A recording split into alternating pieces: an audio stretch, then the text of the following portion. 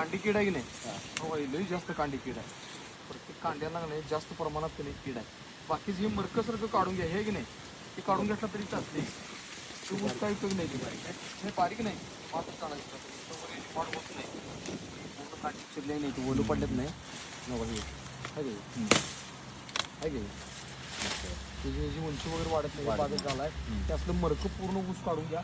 बाकी संख्या चांगली आहे ऊस गाडीला चांगला आहे पेऱ्यातील अंतर चांगलं पडलं.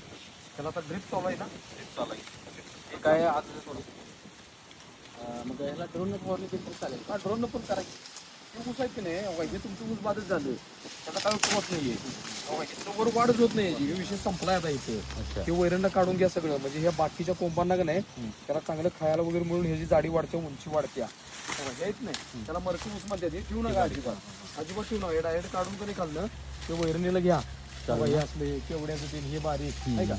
बाकीची जेवढी संख्या आहे की नाही एक नंबर संख्या आहे ऊस चांगला आहे. आता याला काय सोडायचं जे सांगणार आहे नाही की सोडा ड्रिप न म्हणजे याची साईज वाढणार पेऱ्यातील अजून अंतर वाढणार जाडी वाढणार.